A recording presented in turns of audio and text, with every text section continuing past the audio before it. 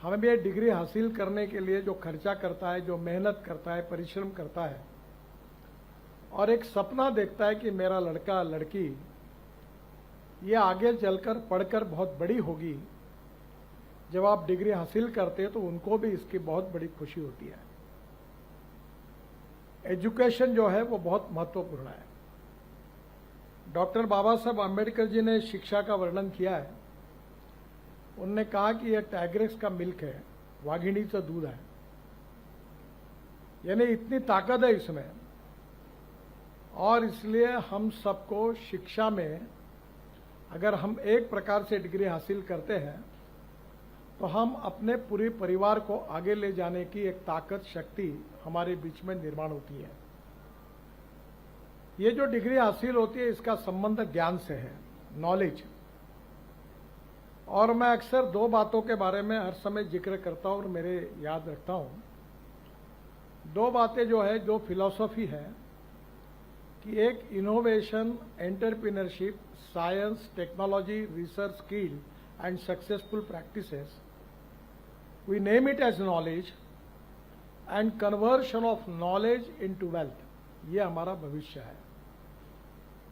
दूसरी जी फिलॉसफी है कि no material is waste and no person is waste. It is depending upon the appropriate technology and appropriate vision of the leadership that you can convert waste into wealth. और इसलिए ये जो knowledge है इसके भरोसे हम बहुत प्रगति और विकास कर सकते हैं। और इसलिए मैं विशेष रूप से अनीस भाई को पता है और डॉक्टर जहीर साहब को बताऊंगा कि मैं जब महाराष्ट्र में एमएलए था तो मुझे भी एक इंजीनियरिंग कॉलेज मिला और मुझे मिला हुआ इंजीनियरिंग कॉलेज मैंने नागपुर के अंजुमन इस्लाम को दिया। तो मुझे पूछा कि इनको क्यों दिया, तो मैंने कहा हमारे समाज में सबसे ज्यादा आवश्यकता कही है शिक्षा की तो मुस्लिम समाज में है। दुर्भाग्यवश यह है कि पांच ही धंधे समाज में लोकप्रिय है, चाय की टपरी, पान ठेला, कबाड़ी का दुकान, ट्रक ड्राइवर और क्लीनर। पर हमारे समाज में से अगर इंजीनियर, डॉक्टर, वकील, आईएएस, आईपीएस ऑफिसर बनेंगे तो ही समाज का विकास होगा। और इसलिए हम मस्जिद में एक बार नहीं 100 बार नमाज पढ़े, पर विज्ञान और तंत्र विज्ञान को अगर हम आत्मसात नहीं करेंगे तो हमारा भविष्य क्या होगा। आज डॉक्टर अब्दुल कलाम साहब जब न्यूक्लियर साइंटिस्ट बने और उन्होंने ऐसा काम किया कि आज डॉक्टर कलाम साहब का नाम हमारे देश में नहीं विश्व में सबके पास पहुंचा है। और इसलिए मैं एक बात पर विश्वास रखता हूं कि कोई भी व्यक्ति उसकी जात, पंथ, धर्म, भाषा और सेक्स से बड़ा नहीं होता, उसके गुणों से बड़ा होता है।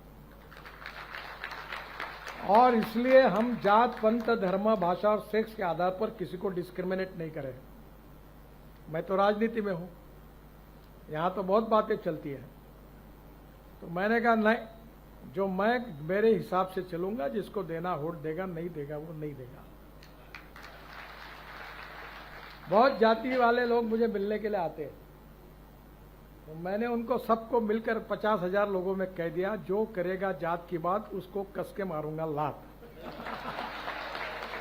तो मुझे मेरे मित्रों ने कहा कि ये कहकर तुमने बड़ा नुकसान किया है।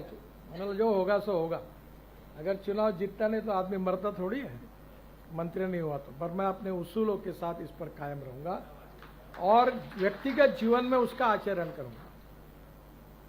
आज मुझे खुशी है कि अंजुमन इस्लाम से हजारों लड़के लड़कियां इंजीनियर बने। अगर ये मौका उनको नहीं मिलता तो नहीं बनते। और इसलिए शिक्षा बहुत महत्वपूर्ण है। और शिक्षा से केवल आपके परिवार की और आपकी प्रगति और विकास नहीं होगा, तो शिक्षा से समाज का और देश का विकास होगा। नॉलेज ये पावर है, और ये जो पावर है ये आत्मसात करना अलग अलग क्षेत्र में आपका बहुत महत्वपूर्ण मिशन है। मैं इंजीनियर नहीं हूं, बहुत लोगों की गलतफहमी है कि मैं इंजीनियर हूं, क्योंकि मेरे नाम पर 7 वर्ल्ड रिकॉर्ड हुए हैं। अब मुझे 12वीं डिलीट मिली है, 12 डॉक्टरेट्स मिली है। और वो डॉक्टरेट मैं उतना विद्वान नहीं हूं, अभी तक मैं डॉक्टर नाम नहीं लगाता, क्योंकि मेरी कहानी ऐसी हुई कि प्रोफेशनल कॉलेज में 50% के ऊपर मार्क चाहिए, तो 75 में इमरजेंसी लग गई। और इमरजेंसी के खिलाफ मैं 11वीं में था, तो काम करना मैंने शुरू किया, मेरा करियर खराब हो गया। तो मुझे इंजीनियरिंग के एडमिशन के लिए मैं डिस्क्वालीफाई हुआ, अप्लाई करने के लिए डिस्क्वालीफाई हुआ। तो मैंने कहा जो व्यक्ति एडमिशन के लिए डिस्क्वालीफाई होगा, how we can become a doctor. तो मैं कोई डॉक्टर लगाता नहीं। पर एक बात जरूर यार, जो मुझे डिग्री डॉक्टरेट मिली है वो 6 एग्रीकल्चर साइंस में मिली है। हूँ मैं कॉमर्स ग्रेजुएट और MBA, रिकॉर्ड मेरे हुए इंजीनियरिंग में, सिविल इंजीनियरिंग में, और डिग्रियां मिली कृषि विज्ञान में। तो मैं ज्यादातर मेरा समय किसानों में काम करता हूं, क्योंकि हमारे यहां विदर्भ में 10,000 से ज्यादा किसानों ने आत्महत्या की है। और मैं ये मानता हूं कि इस समस्या को कैसे सुलझाएं, बहुत कठिन है सुलझाना। और इसलिए पिछले अनेक सालों से इन समस्याओं का अध्ययन करते हुए हमारे कृषि और ग्रामीण क्षेत्र की तस्वीर कैसे बदलेगी, इसके लिए मैं काम करने की कोशिश कर रहा हूं।